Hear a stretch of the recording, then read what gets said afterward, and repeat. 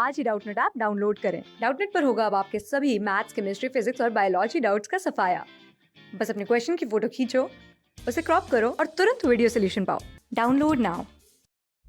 Hi guys, हम Indian economy का chapter 10 कर रहे थे which is comparative development experiences of India and it's neighbour. इसमें अब हम पढ़ेंगे डेवलपमेंट ऑफ स्ट्रैटेजीज के बारे में और उसके आउटकम के बारे में। अभी तक हमने वैसे पढ़ा कि development path of India, Pakistan और चाइना का कैसा था, चाइना और पाकिस्तान की इकोनॉमी कैसी थी। फिर हमने पढ़ा ग्रोथ इंडिकेटर्स के बारे में, तीनों सेक्टर के कंट्रीब्यूशन के बारे में, और फिर उसके बाद हमने पढ़ा HDI मेजर्स के बारे में, जिससे हमें पता चला कि चाइना की जो है वो बेटर है HDI measures as compare to India and Pakistan. अब हम पढ़ेंगे development of strategies and appraisal की आउटकम क्या था इन डेवलपमेंट स्ट्रैटेजीज का। चाइना के बारे में हम सबसे पहले पढ़ेंगे। चाइना जो था उसके पास कोई कंपल्शन नहीं थी कि वो इंट्रोड्यूस करे रिफॉर्म, जैसा कि उसको वर्ल्ड बैंक ने और इंटरनेशनल मॉनेटरी फंड ने करा था। IMF ने जो कहा था इंडिया को और पाकिस्तान को करने को, चाइना के पास ऐसी कंपल्शन नहीं थी। But due to some adverse situation, कुछ एडवर्स सिचुएशन आई थी 1978 से पहले, जिस वजह से चाइना फोर्स्ड हो गया था कि वो रिफॉर्म्स के लिए जाए।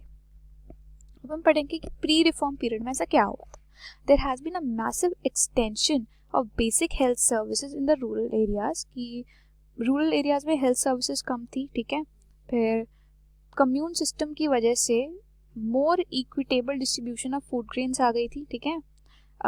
हेल्थ सर्विसेज इम्प्रूव हुई थी। फिर आई थी हमारा कि equitable distribution of food grains आ गई थी, फूड ग्रेन्स इक्विटेबल डिस्ट्रीब्यूट हो गए थे, इक्वली डिस्ट्रीब्यूट हो रहे थे।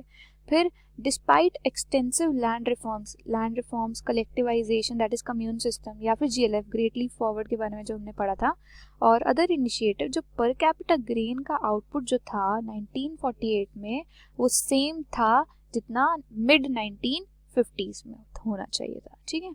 वो सेम था, कोई इम्प्रूवमेंट नहीं थी 1978 में as compare to mid 1950s। तो 1978 में जो गवर्नमेंट थी चाइना की, वो सेटिस्फाई नहीं थी slow pace of economy, slow speed of economy से, और लैक ऑफ मॉडर्नाइजेशन की वजह से इकोनॉमी की ग्रोथ नहीं हो रही थी। मॉडर्नाइजेशन लैक कर रहा था अंडर माओइस्ट रूल, माओ के रूल के टाइम पे।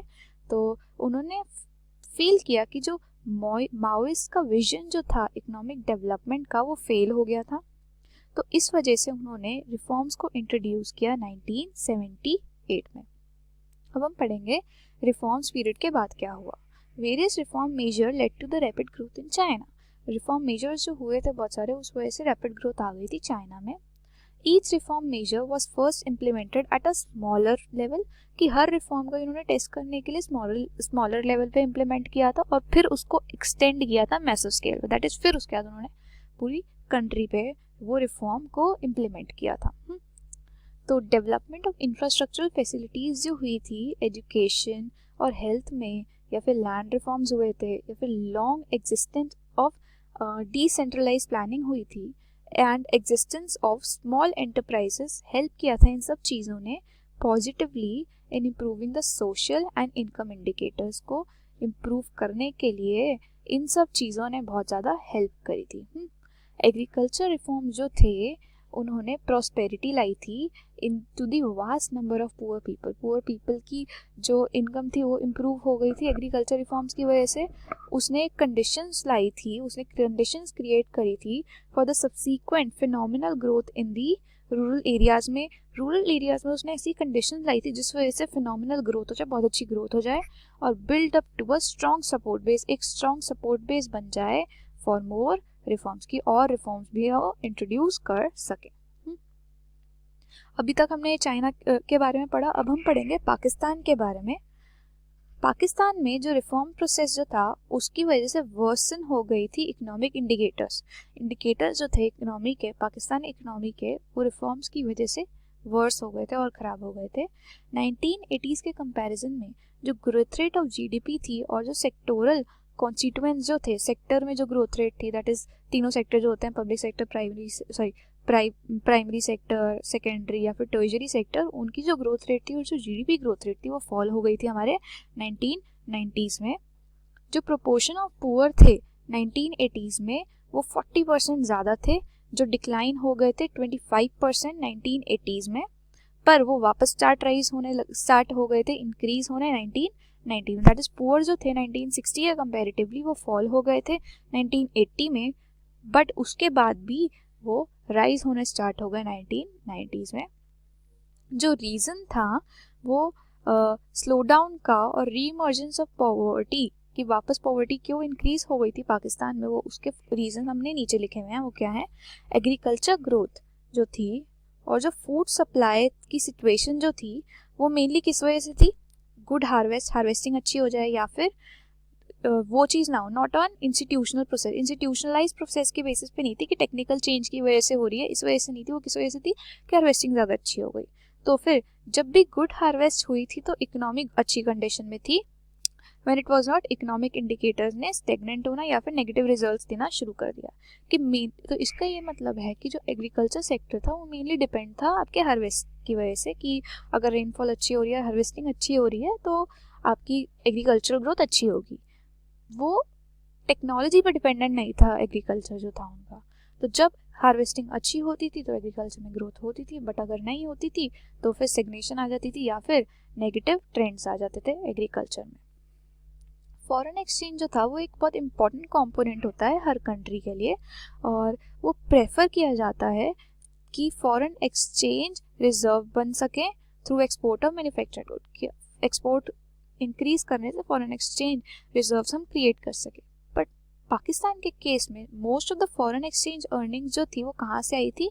रेमिटेंसेस मिली थी जो उनको from Pakistan workers in the middle east में जो पाकिस्तान वर्कर्स को रेमिटेंसेस मिली थी, या फिर जो एक्सपोर्ट कर रहे थे वो highly volatile agriculture products. Highly volatile क्यों बोला एग्रीकल्चर प्रोडक्ट्स को? इसका ये पॉइंट इस वजह से ये ऊपर एक्सप्लेन कर रखा है कि वॉलेटाइल हाईली रिस्की के होते क्योंकि वो खाली हार्वेस्ट पर डिपेंडेंट थे।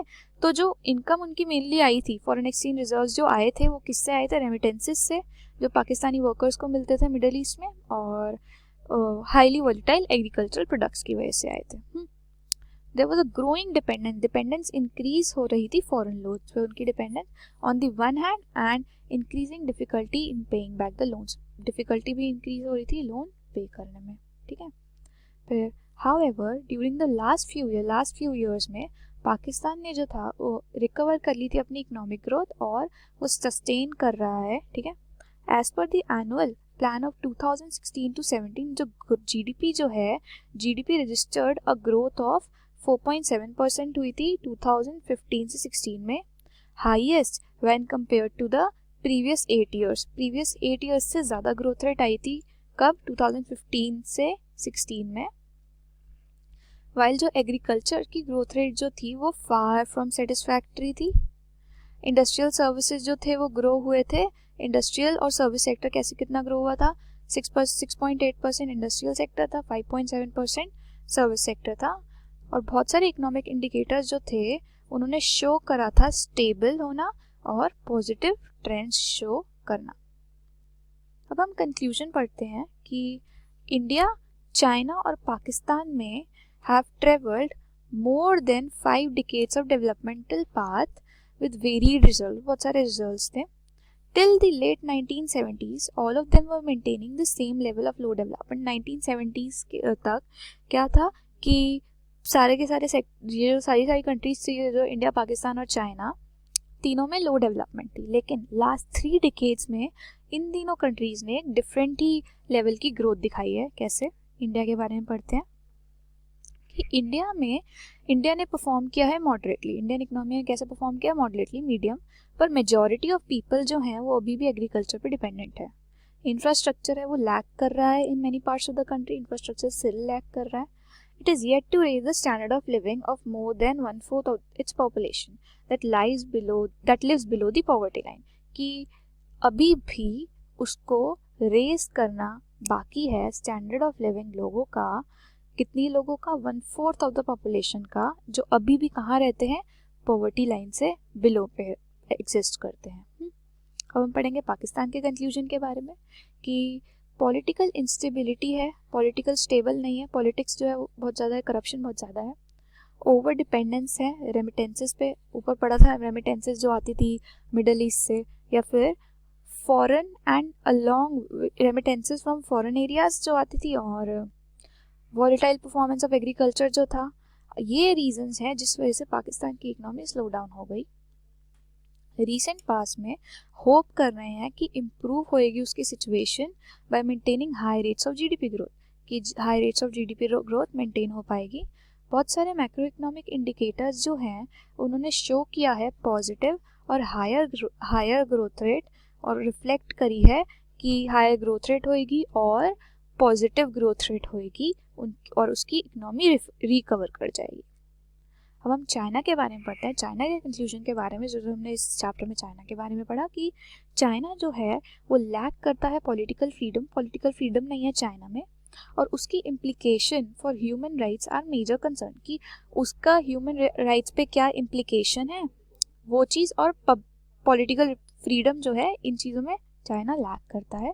However in the last three decades में उसने जो मार्केट सिस्टम यूज़ किया है without losing the political commitment, ठीक है, market system without losing the political commitment, and succeed किया है कि लेवल ऑफ ग्रोथ इंक्रीज हो along with the elevation of poverty भी एलिवेट हो जाए। ये चीज़ें उसने करी हैं लास्ट 3 डिकेड्स में। जो चाइना है उसने यूज़ किया है market mechanism to create additional social and economic opportunities. उसने मार्केट को यूज़ किया है जिस वजह से सोशल और इकोनॉमिक अपॉर्चुनिटीज़ जो हैं वो इंक्रीज हो पाए। By retaining collective ownership of land, उसने क्या रखी थी, कम्यून सिस्टम जो था जिसमें कलेक्टिव ओनरशिप ऑफ लैंड थी, और अलाउ किया था इंडिविजुअल्स को कि वो कल्टिवेट करे लैंड को। चाइना ने इंश्योर किया social security in rural areas, की सोशल सिक्योरिटी जनरेट हो सके लैंड्स की रूरल एरियाज में, एक्सप्लॉइट ना हो फार्मर्स, ठीक है। पब्लिक इंटरवेंशन जो थी in providing social infrastructure, public intervention जो की गई थी कि सोशल इंफ्रास्ट्रक्चर प्रोवाइड हो सके, उसने पॉजिटिव रिजल्ट्स लाए ह्यूमन डेवलपमेंट इंडिकेटर्स पे। एचडीआई पे उसने पॉजिटिव रिजल्ट्स लाए, किसमें, चाइना के अंदर। क्लास 6 से 12 से लेके नीट, IIT, जेई मेंस और एडवांस के लेवल तक 10 मिलियन से ज्यादा स्टूडेंट्स का भरोसा। आज ही डाउनलोड करें डाउटनेट ऐप या व्हाट्सएप कीजिए अपने डाउट्स 8400 400 400 पर।